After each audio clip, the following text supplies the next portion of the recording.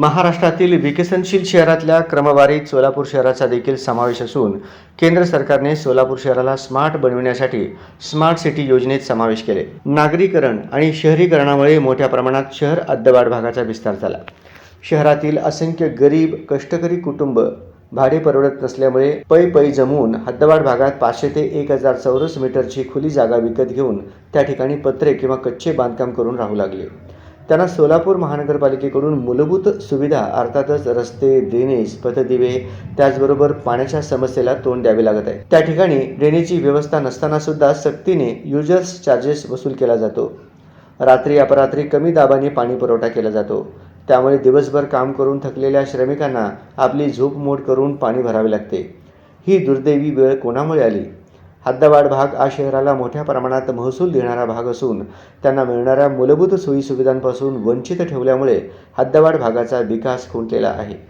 याला इथली राजकीय इच्छाशक्ती कारणीभूत असल्याचा घणाघाती आरोप ज्येष्ठ नेते माजी आमदार कॉम्रेड नरसय्या आडम यांनी केला। बुधवार दिनांक 11 सप्टेंबर 2024 रोजी सुनील नगर येथे रमेश चक्राल यांच्या अध्यक्षतेखाली हद्दवाढ भागातील नागरिकांचा निर्धार मेळावा पार पडला। व्यासपीठावर हुतात्मा रेडीमेड व शिलाई कामगार गृहनिर्माण संस्थेचे सचिव वीरेंद्र पद्मा, यादगिरी नराल, अनिल लिंबोळे, प्रभाकर मुनक्याल, सावित्रा गोंडला आदींची उपस्थिती होती। आडम मास्तरने पिवळा पत्ता केला आणि पिवळा पत्ता नसेल तुम्हाला बांधकामाची परवानगी मिळत नाही आणि बांधकामाची परवानगी नसेल सरकारचा एक नया पैसाही मिळत नाही, बँकेचे मिळत नाही। सरकार पुढं करता तगादा लावला।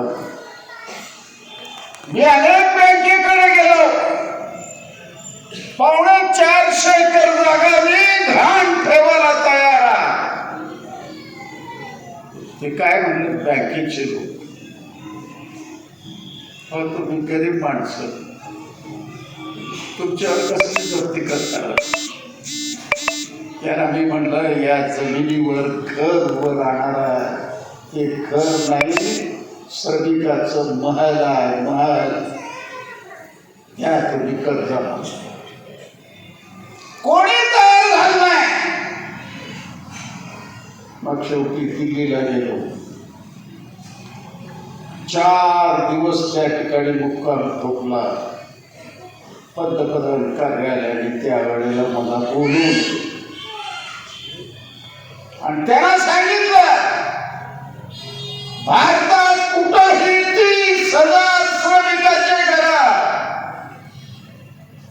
झालेली नाही, फक्त सोलापुरामध्ये होता।